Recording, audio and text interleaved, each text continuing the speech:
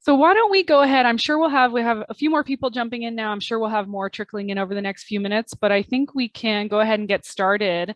And really, everyone, thank you so much for being here with us today. I'm really excited for this webinar. Obviously, very timely topic as it's open enrollment right now.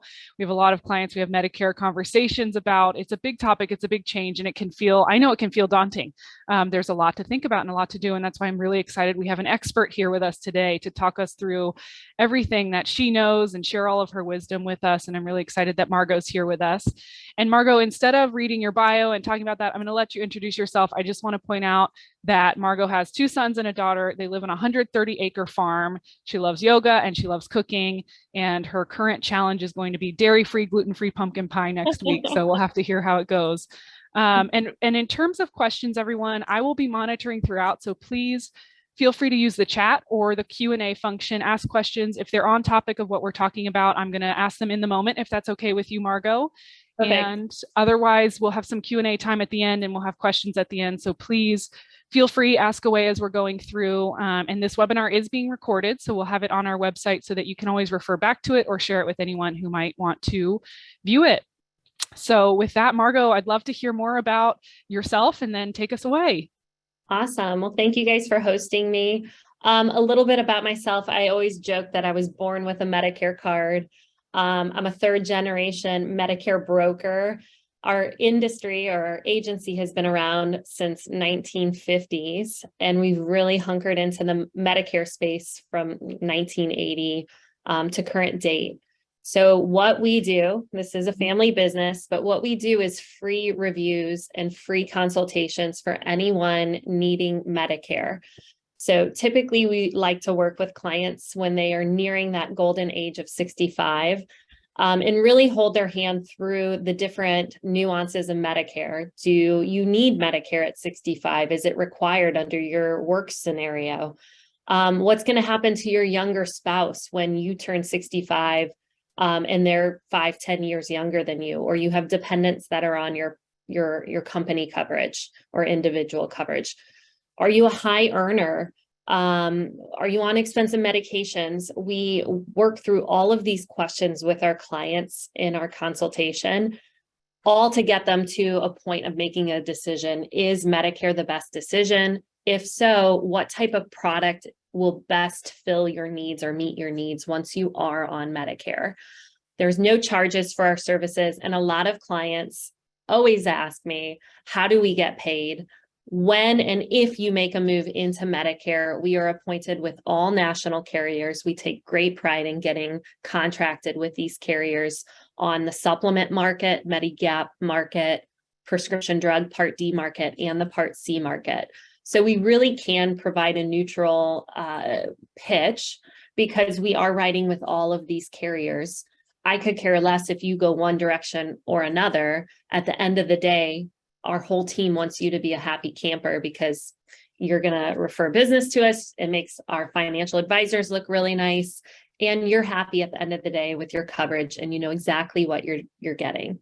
My goal with doing these webinars and really one-on-one client consultations is more of an educational platform because Medicare is a foreign language, especially if you're coming off a large group employer plan and you really were kind of spoon-fed, here's 3 group plan options. You choose 1, 2, or 3. It's pretty black and white. Once you move to Medicare and you start like peeling back all the different layers, in your specific zip code, there could be 50 to 60 different plan options that are wildly different from one another and have great consequences on the long term if you choose the wrong option. So we really focus on the education piece, and hopefully from this webinar, you are able to take quite a bit away and learn more about Medicare and provide clarity if there is any like noise or confusion if you're going through Medicare right now. But the webinar, there's really going to be 3 major points of this webinar. First, we're going to jump into just general rules of, do you have to take Medicare at 65? What are those rules? What are the little exceptions to those rules? Then we're going to look at the different moving parts of Medicare and the lingo, Medicare supplement, Medigap, Medicare Advantage. and really fine tune the pros and cons to these different directions that you can take if and when you make the move into Medicare. And then lastly, we're going to jump on IRMAA income surcharges. If you are deemed a high earner in the eyes of Medicare, what does that look like? What is your pricing? And then also regulation changes within the last few months with Medicare, the donut hole, and prescription drugs. So we're going to cover a lot. Any questions you have, jump right in. I also wanted to throw out, I am an attorney. I have my law degree from St. Louis University. I have to give some credence to that because I spent 3 years of my life studying to be a lawyer, and now I'm an insurance broker. So, okay, so let's jump in. We are licensed in about 42 out of the 50 states right now. This might be a little bit dated here, but really, no matter where you move or where you're located, we can assist in the Medicare conversation because we are appointed with these major carriers, national carriers. In Medicare, the nice part is it's generally the same state by state. We don't get a lot of nuances within the different states. So we're happy to help and have a conversation if you have any questions after this webinar. So who is eligible for Medicare? The general rule is that you need to sign up for Medicare at 65 to avoid any penalties or gaps or delays in your coverage. The exception to that rule is if you are working for a large employer. And I see we have a question here. Yes, licensed in Washington, D.C. Okay. So the general rule is that, yes, you do need to take Medicare upon turning 65. The exception to that rule is unless you are working or your spouse is working with a large employer with 20 or more employees. We'll jump into that in further detail here in just a few seconds, but I also wanted to note that if you have a spouse or friend who's under 65 and on Medicare, they are likely qualifying for Medicare because of a medical diagnosis like end-stage renal disease, or they've hit their 24th month, 2-year marker of being on disability. That will generally put you right into Medicare, even though you don't qualify for the age-based Medicare at 65. So let's go back to that rule of working after 65. So if you are turning 65 and you are working with an employer that has 20 or fewer employees, then you need to take Medicare to avoid any penalties or gaps in your coverage. Medicare is required to be the primary payer under Medicare secondary payer rules. Those are federal rules that the small group plans have to abide by. So the small group plans under 20 employees can be full-time or part-time, it doesn't matter, but as long as there's 20 or under 20 employees, then you have to take Medicare because Medicare becomes the primary payer and your small group plan, if you keep it, is the secondary payer. If you don't get Medicare in that scenario, your small group plan can come back and say, hey, we're not the responsible primary payer anymore because we follow Medicare rules. You should have picked up Medicare, and now you have a gap in your coverage and a penalty that will be assessed. If you or your spouse are working after 65 and that employer has group coverage and there's more than 20 or more employees, either full-time, part-time, some combination of the two, 20 or more employees, then Medicare is optional. There's no penalty for delaying Medicare A or B. Your large group plan through either your work or your spouse's work, whoever's giving you the coverage through active employment, that is the primary payer, and Medicare is not required to be the primary payer. So you don't have to pick up Medicare A and B. You can if it's a better price, a better deal, but this is where we come in and we really pull back the layers of what's your premium, who's on your group plan, what are the benefits, your prescriptions, Is it an HMO, PPO? How does that compare to Medicare supplement national market? So we're really looking at all of these additional factors, not just, do I have to take Medicare? Because once we determine you do, then we have to figure out where does that leave your spouse and dependents on the plan. If you don't have to take Medicare, what's our timeline to get Medicare down the road? Also note that if you have access to large employer coverage through your employer or your spouse's active employer, and there's an HSA, health savings account component built into it, the general recommendation, if you're going to keep the large group plan, is to delay both Part A and Part B so that you can continue contributing into your HSA account and getting that tax benefit. Once you sign up for Medicare Part A or Part B, you can no longer contribute into your HSA. Another red flag to watch out for is, let's say you are 65, you talk to me and I say, hey, delay Medicare, stay on your large group plan until you're ready to retire, continue maxing out your HSA. Then you call me 3 years later and you say, Margo, I'm ready to enroll in Medicare A and B. What do we need to do?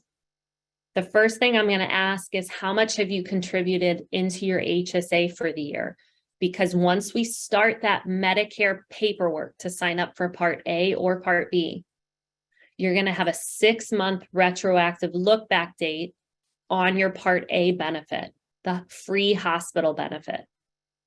So if you sign up in November, you're going to have, let's just say, do the math real quick, like an April 1st effective date. You're 6 months prior from the month you submit your paperwork, not your requested effective date, but the month we start that paperwork. Also, if you delay Medicare and now you're 70, 71, you want to take Social Security, that will also trigger a Medicare Part A automatic enrollment. You can't have Social Security and decline Part A. Those two come together. Social Security benefits means you're automatically getting enrolled in Part A with that 6-month look back.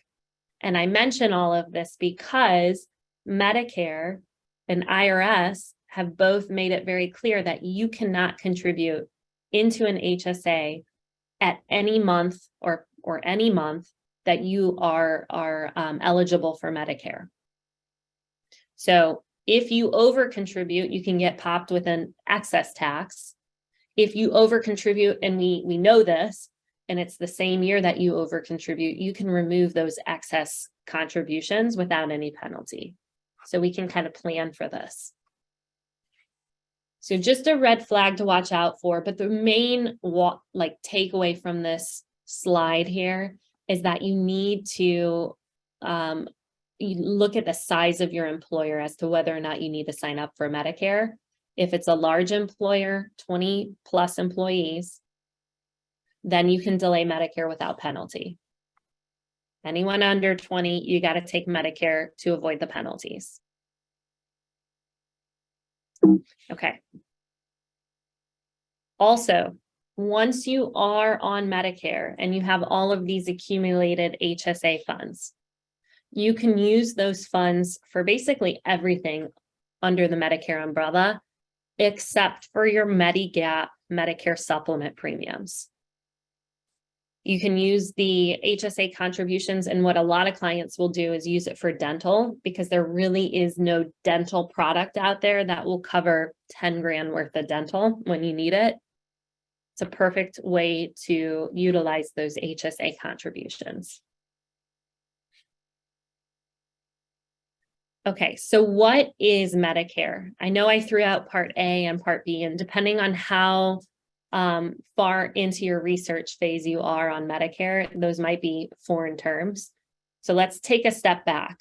When you are ready to sign up for Medicare, whether you're turning 65 and you're required to take Medicare, or you're retiring and now you're 67, 68, 74, and you're taking Medicare, You get a red, white, and blue Medicare card that shows Part A hospital benefit and Part B medical benefit.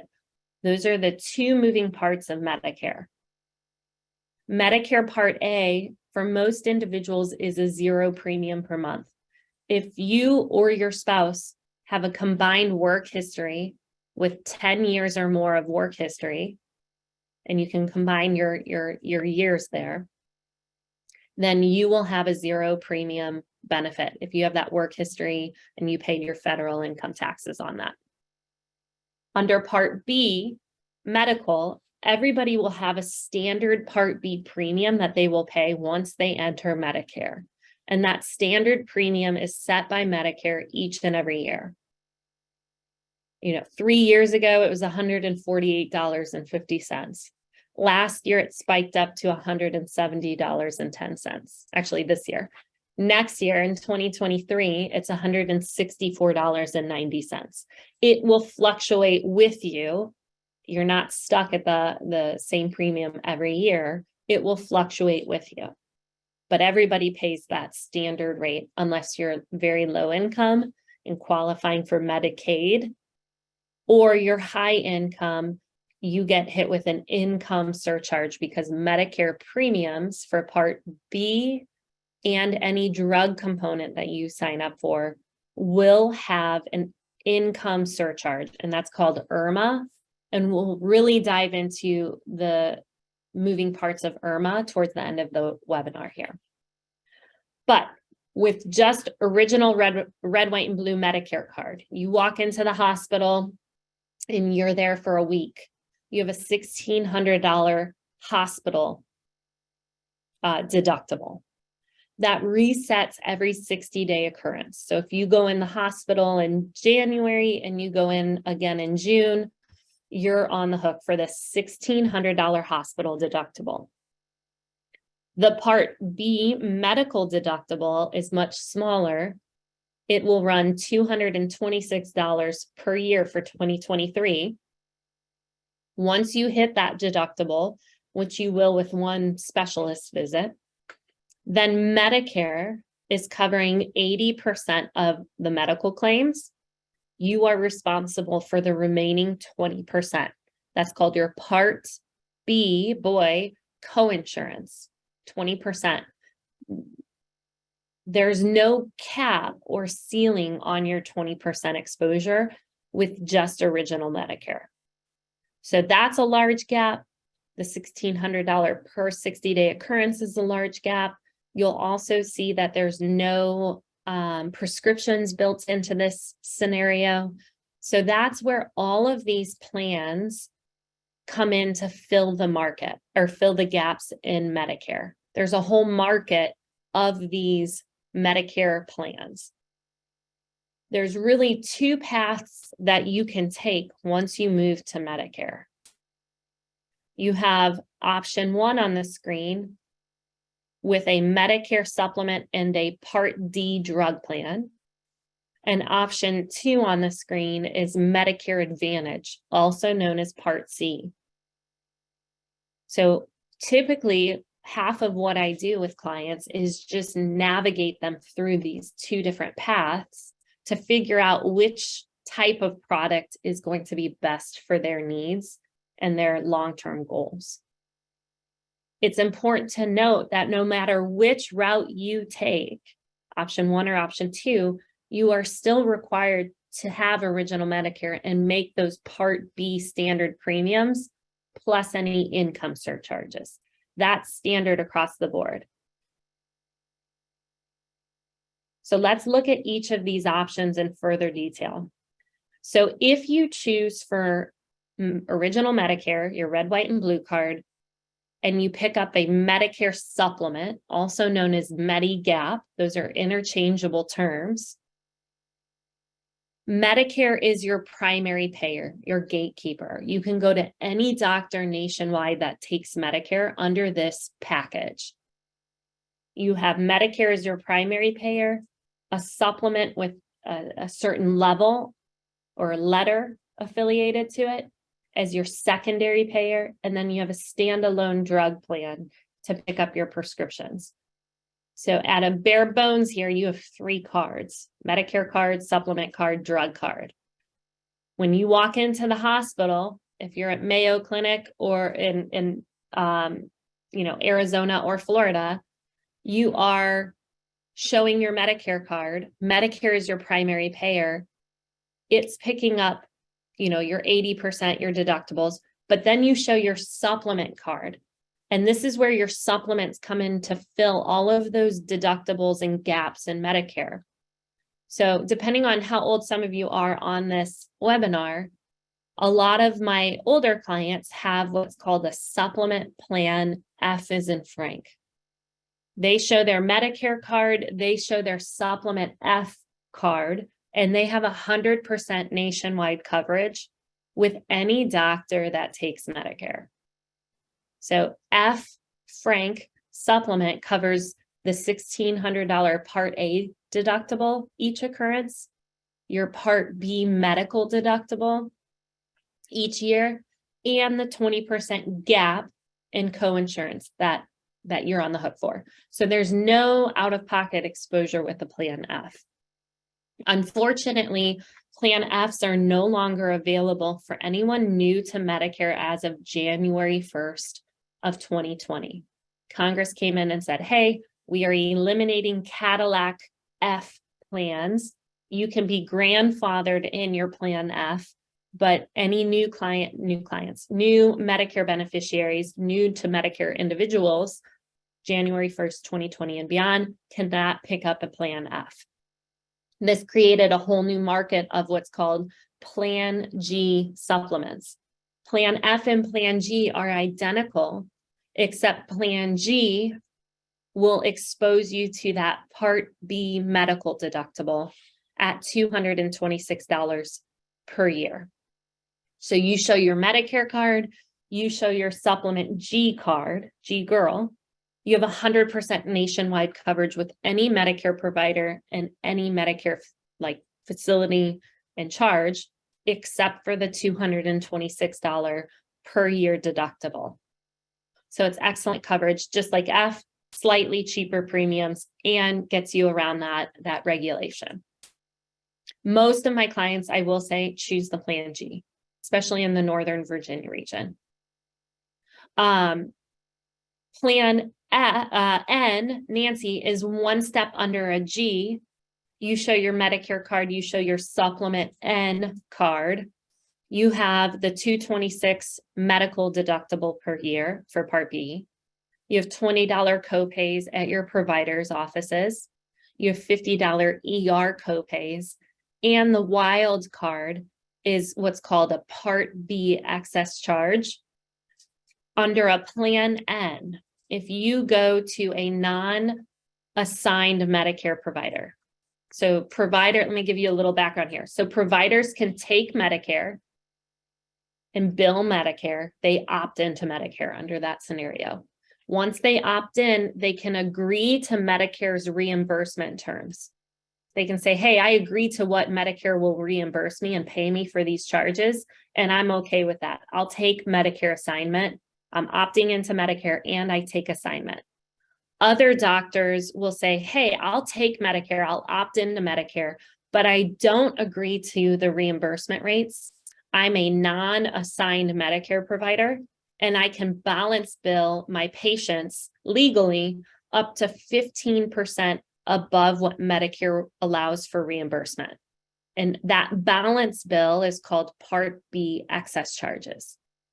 Under Plan N, the Plan N, cheaper premiums, great, but the Plan N does not cover that 15% balance bill in medical cost. So if you go to any Medicare provider or a facility that is a non-assigned provider and you have a $5,000 surgery, that 15% can stack up.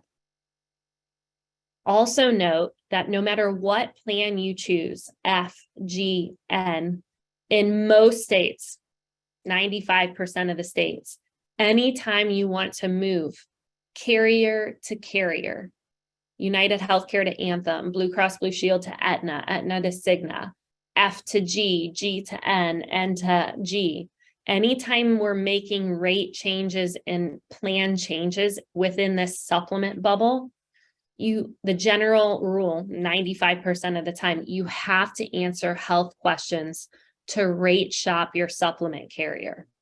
So this is where we are very critical on your initial supplement carrier. We don't want to put you with, pardon my French, a crap supplement that's going to come in and in 3 years spike your premium 30%. And now you're kind of left holding a very weighted, expensive policy. What we are looking at are rate stability within carriers, just a good well-roundedness in the market. Are they well-known in the market? Have they been around for many years? What's their rating structure? Are they community, attained age, issue aged, etc.? So when you make your supplement decision, it's a very important decision in most states. I'm from Missouri. We're very unique for many reasons, but we can shop our supplement year after year on the anniversary without health questions. It's a very unique state-based rule. Most states don't have that. Okay, so quite a bit of variance within the supplement, but all under the same general umbrella that, hey, I show my Medicare card and my supplement card, and I have pretty darn close to Cadillac coverage. In addition to the supplement, you will also need a standalone drug plan. Even if you're not on prescriptions, Medicare incentivizes you to take a drug plan.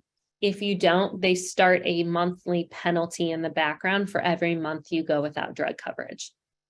If you don't have drug coverage, and later, 4 years down the road, you want to pick up drug coverage, you're going to get that accumulated monthly penalty, and you'll likely see $30, $40, $50, depending on how long you go, of monthly penalty plus your $5 drug plan or $7 drug plan. So very important to just get the cheapest drug plan if you're not on prescriptions. If you are on prescriptions, then we are doing a deep dive analysis into who's giving you the best total cost. We're looking at premiums, deductibles, copays, customer service within these drug plans. In the state of Virginia, we have about 30 drug plans. So there's a lot of volatility in this market. Common sense here would say, hey, get the $100 drug plan, it'll give you the best coverage. That is not the case at all. I have plenty of clients on $4,000 meds that are on a $10 to $20 drug plan because that drug plan with that carrier has the better negotiated rate than the more expensive plan. So there's a lot of manipulation within this market that we are looking at to make an assessment year after year. Right now, we've been swamped because we are in open enrollment. We're reaching out to all of our current clients, asking for those updated drug lists so that we can make these recommendations year after year. And I would say about a healthy 15 to 25% of my clients make a switch on their drug plan each year. Whether their drug plan went up $10, $15, $20 and there's a more competitive option, or their tiering, Eliquis went from a tier 3 to a tier 5 or a tier 4, and that exposed them to another $100 of copay for the year, for the month. We are looking at all those little idiosyncrasies within the drug plan market. But total here, with this kind of trifecta of coverage, Medicare, supplement, and drug, it's the best level of coverage that you can get in Medicare. Because you're paying up front, you know exactly what your premiums are going to be on the front end. On the back end, if and when you get sick, you have excellent coverage. If you wanted to add dental and vision on top of these policies, there's private dental plans, private vision plans that we can also stack on to this level of coverage. Also note that the drug plans, there's no real hindrance to make a change on your drug plan year after year. You can move carrier to carrier in the Part D market without any health questions. That's a really easy move It's the supplement that gets a little bit tricky. And if you stay healthy, it's easy, but if you get unhealthy, then you're kind of stuck with that supplement. Any questions on this level of coverage? Okay, so the alternative, which you'll see a ton of this on TV, and I'll explain why, is Medicare Advantage. And every state is kind of different on their Medicare Advantage product with competitiveness. In Missouri, I would say half my clients are on an Advantage plan. The other half are in the supplement. The market is just much more competitive. California, there's a lot of competitive HMO Advantage plans, not a whole lot of PPOs in most of the California market. Northern Virginia, Maryland, DMV region, most clients are going on that option 1 supplement because the Advantage plan market is just not competitive. And the level of clients that we're working with are generally more geared towards the supplement.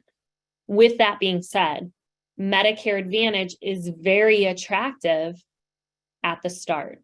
So you'll see commercials probably until December 7th, and then it shuts off with Joe Namath saying 0 free dental. I'm going to pay your Part B premium back.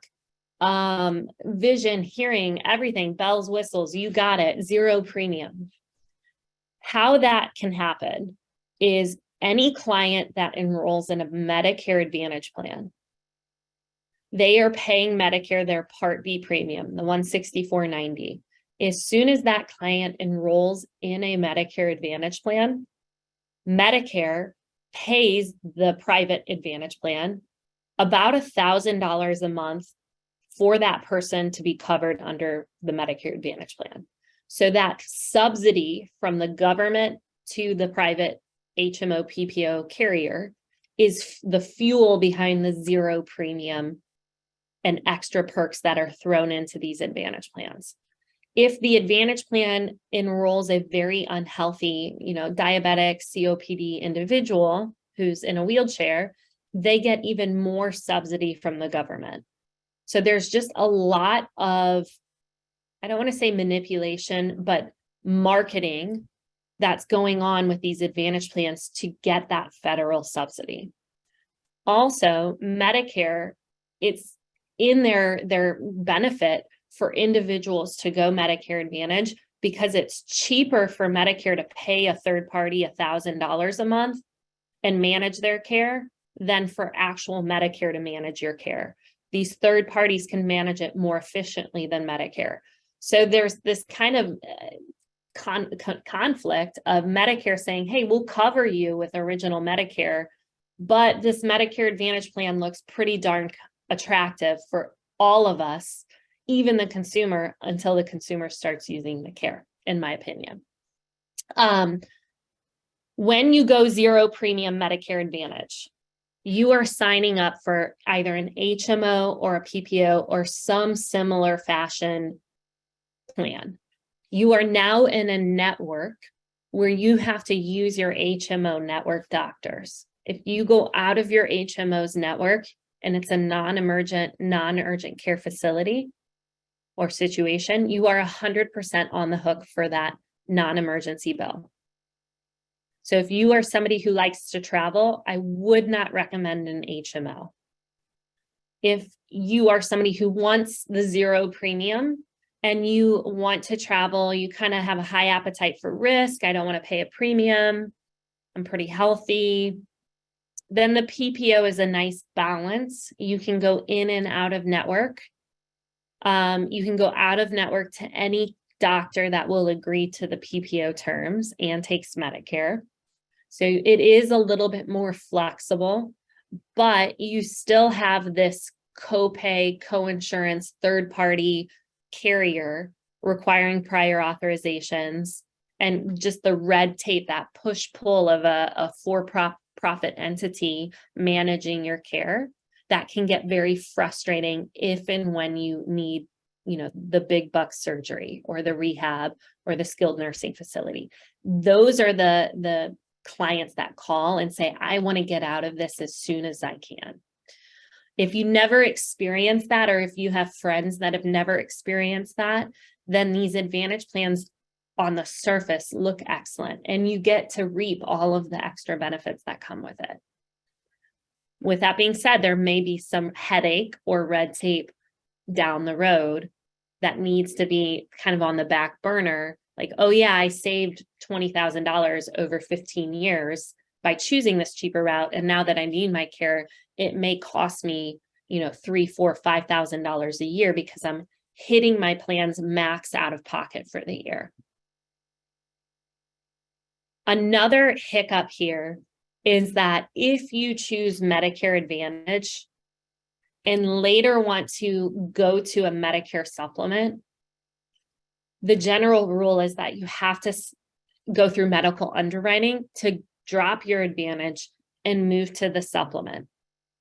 So your initial decision when you turn 65 or when you're retiring and coming off this group coverage is pretty critical, because if you're healthy at 69 and now at 75, you're hitting your $6,000 Virginia or DC max out of pocket with the Medicare Advantage plan, and you want to drop that and go to a supplement for better coverage, less headache, less restriction, you can't. You're basically uninsurable from a supplement perspective.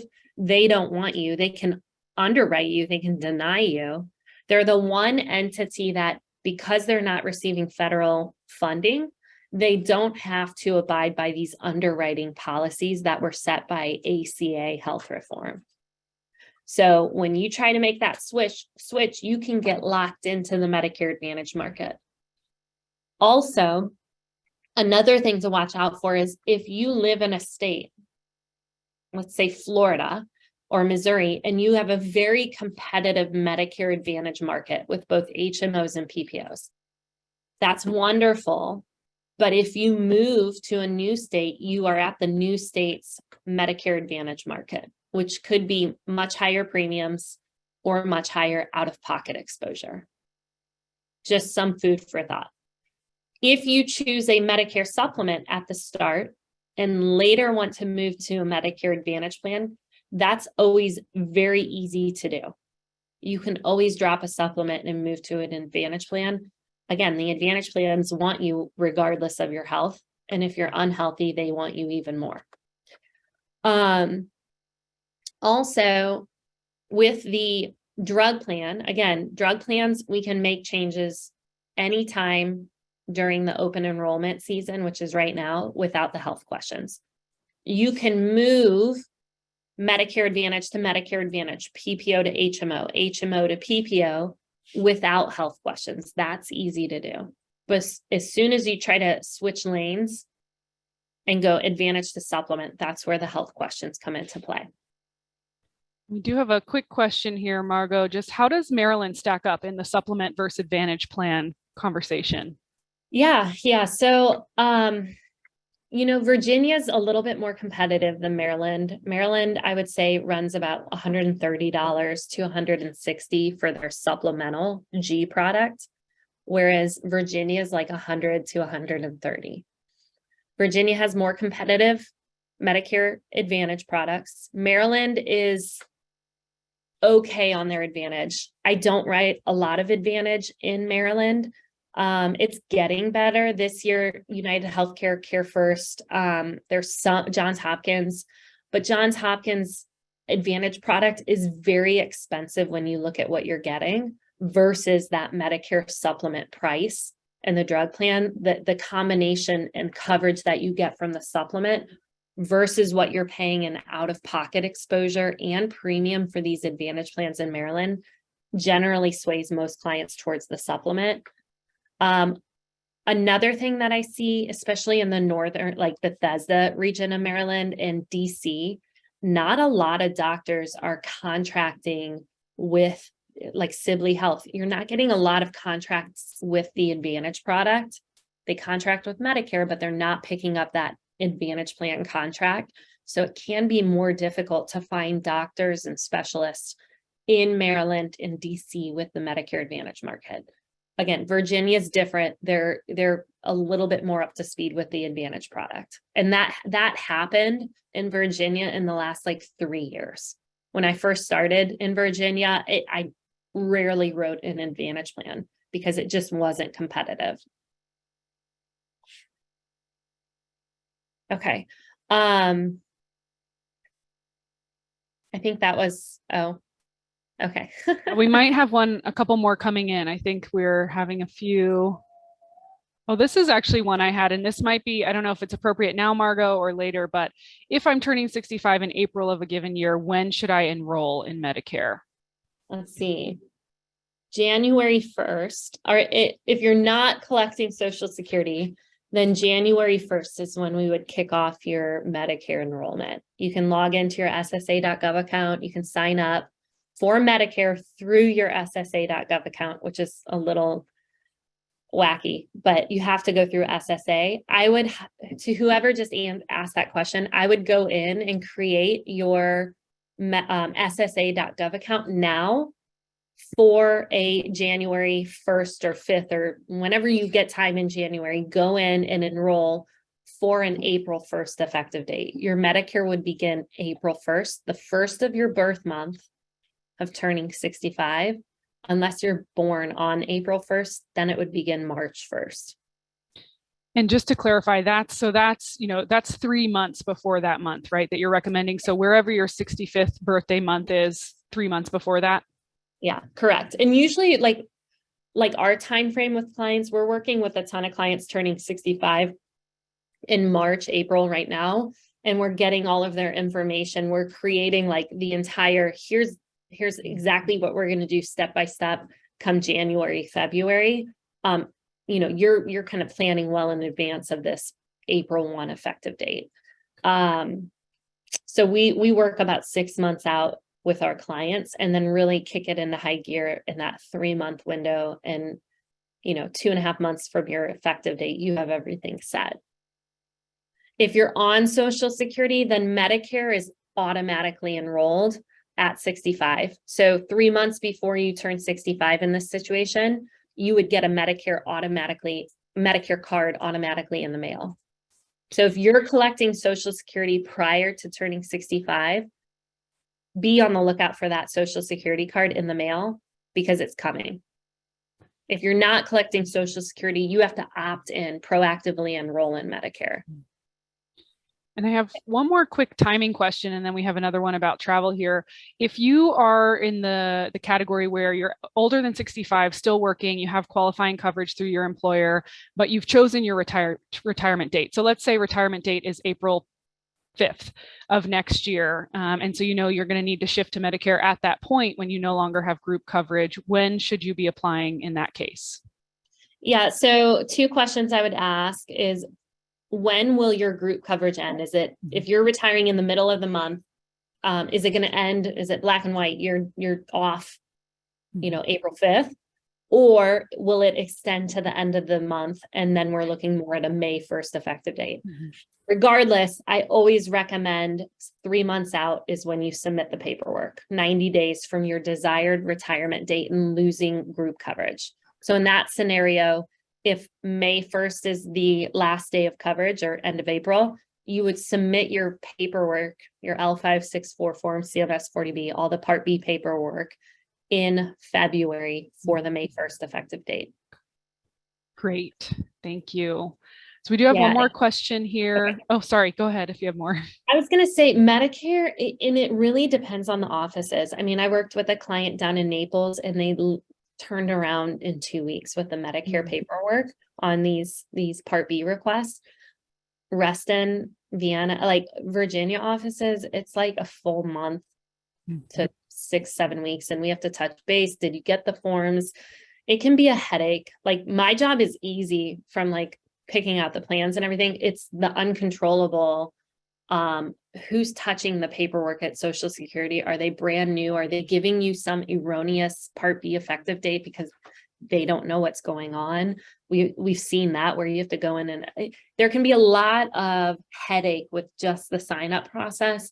Highly recommend starting it at the 90-day mark. You can't start it earlier, but right at the 90-day mark to avoid any snafu. And if you do have a mess up, there's time to fix it.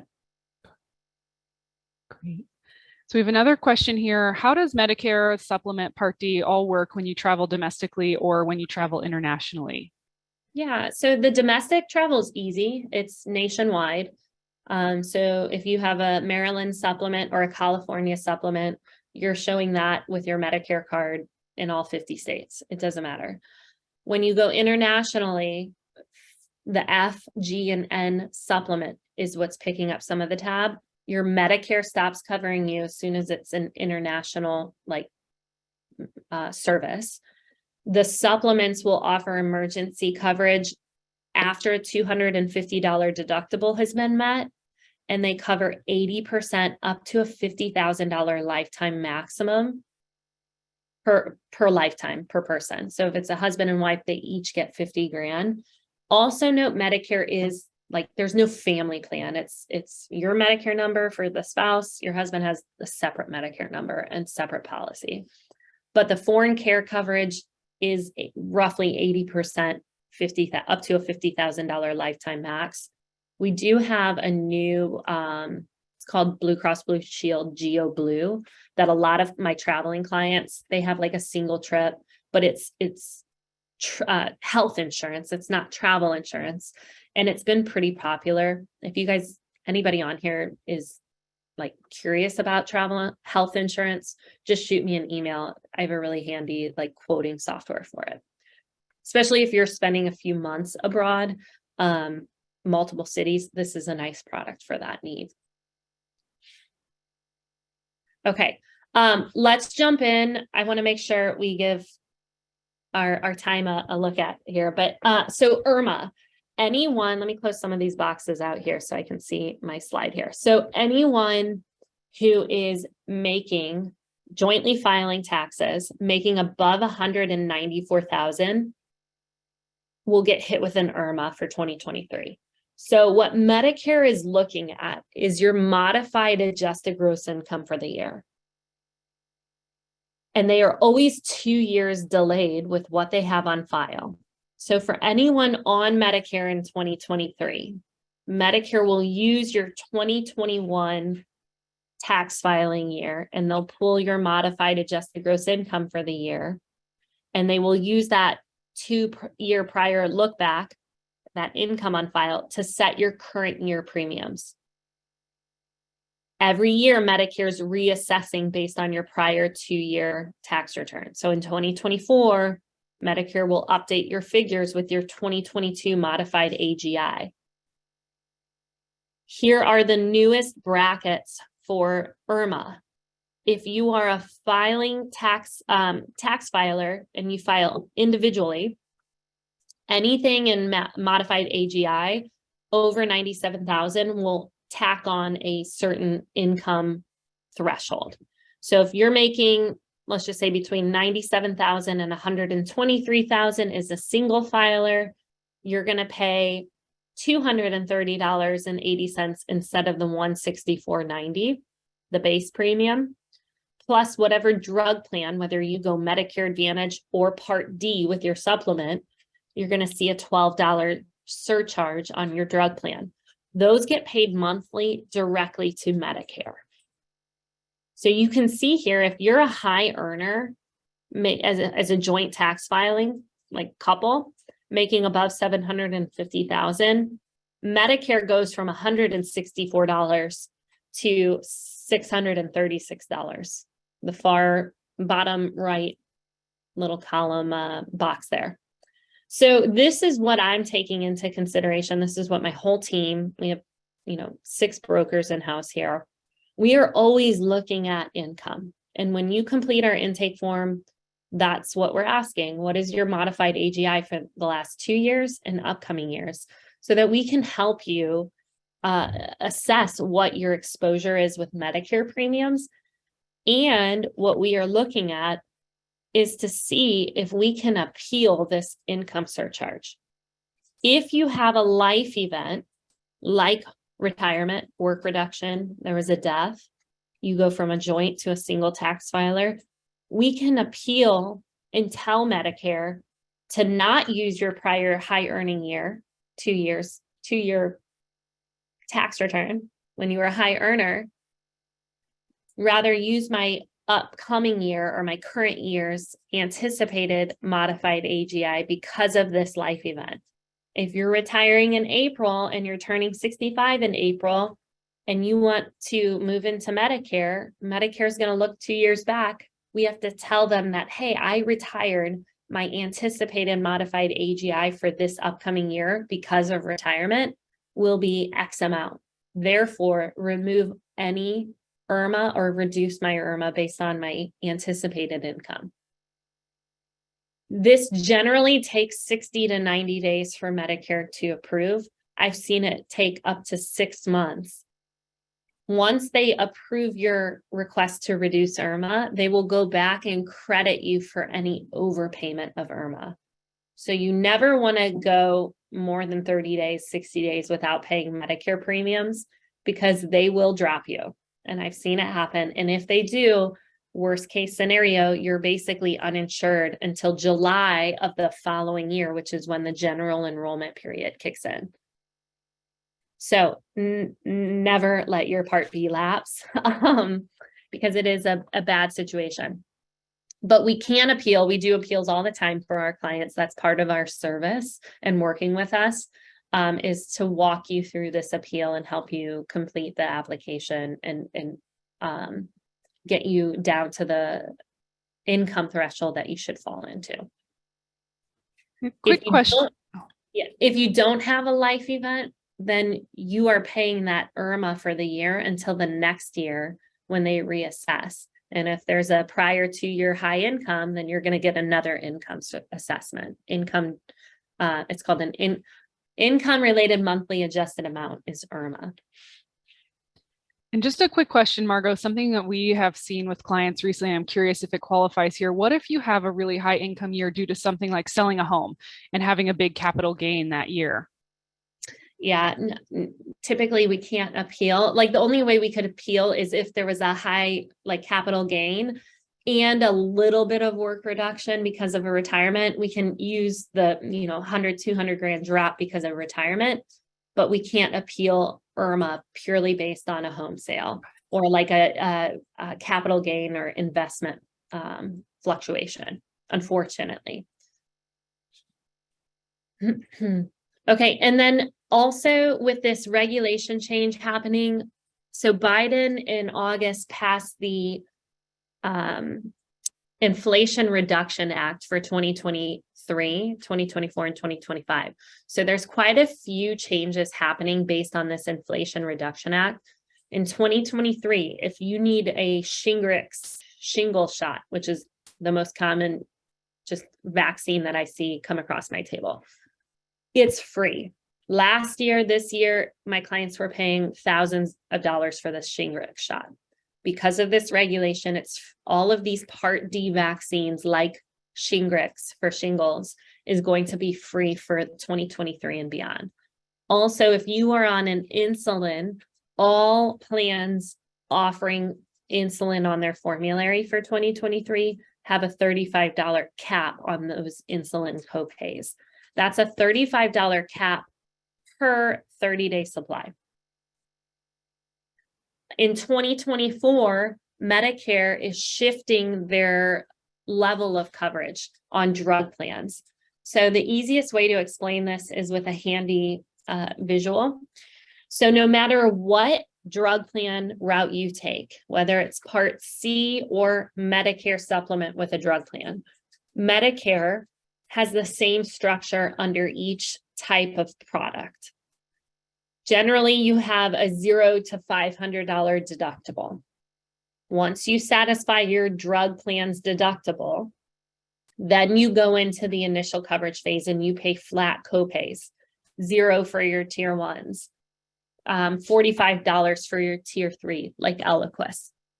What Medicare is covering on the background is the total retail cost of all of your meds being filled throughout the year. So when you go fill a $1,000 retail cost inhaler, every month you're filling that $1,000 med, but you're maybe paying $45 in copay for the drug, the inhaler. Once your retail costs amount to $4,600 roughly, Medicare shifts its payment structure and forces you into the donut hole, the coverage gap.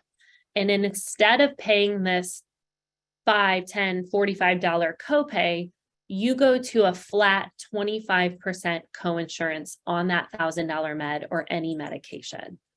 So your exposure generally increases once you're in this donut hole. To get out of the donut hole, Medicare is calculating what you paid in the deductible phase, the initial coverage phase in your copays, and your 25% coinsurance, plus a manufacturer's discount that's being added in.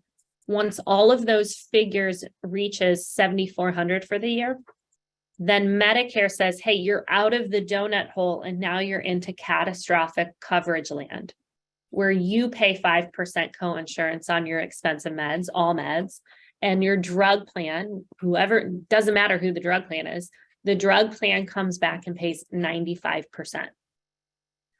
This resets on every year on January 1st.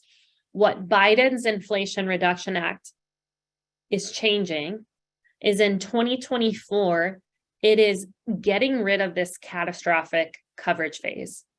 So once your true out-of-pocket comes to $7,400, what you've paid in all the stages, plus this hefty manufacturer's discount, once those factors reach $7,400, your plan pays 100% after you satisfy that.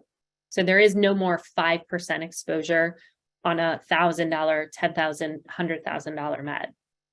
In 2025, Medicare is closing the coverage gap and eliminating it. They're putting a $2,000 cap in this setup. What will be interesting, and we don't know how this structure will fall, is there going to be a deductible stage? Is there going to be an initial coverage phase? Will there be, low premium, high deductible? You go straight in paying $2,000 and then you're 100% you're out of pocket $2,000 and then the plan pays 100%. We are going to see these plan structures trickle in probably in 2024 and more conversation happening here.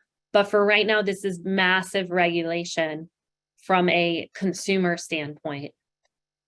Even if you're not on expensive medications yet, there may be a time down the road where you have to flirt with a very expensive med. This is huge regulation for the Medicare portion of the Inflation Reduction Act. So it's been a long time coming, but we finally have it, and seniors are going to see some help and assistance in this coverage donut hole, because before this law and this year and next year and the following year, this donut hole is very expensive, and there's no ancillary product that we can set you up with to protect you from this gap or this donut hole. So that's kind of the biggest takeaway from this new law is the 2025 $2,000 cap. Okay, I know I threw a lot at you guys. So everybody's situation is unique. There's no one size fits all Medicare conversation. My conversation is in the same umbrella every day, but there's a lot of nuances that come into play with these Medicare consultations. Highly recommend starting it earlier rather than later, so that if there's anything that goes awry with processing and paperwork, we can kind of step in and assist here. But hopefully you guys enjoyed the webinar. Yes, thank you very much, Margo. That was fantastic. Such good information. And just really appreciate your expertise. And so I can see here, Margo has her contact information. And again, this is being recorded, so we will post it on our website. You can come back to it anytime. And we'd be happy to connect you with Margo if you have additional questions or you want to shoot them our way and we can get back to you. So thank you all. One quick question, Margo, I think this might be an easy one, and then we'll wrap up, is if I'm automatically enrolled at 65 because I'm on Social Security, when and how do I choose the supplemental and the Advantage plans, the other pieces of that plan?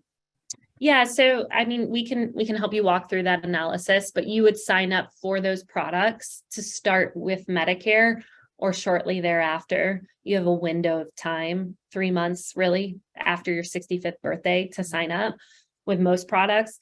So I would get a jump on selecting your appropriate product to line up with Medicare. Great.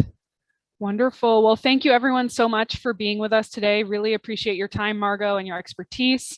And I hope you all have a wonderful and happy Thanksgiving, and good luck with that pie, Margo. Thank you. Have a good one, everybody. Take care. Bye-bye.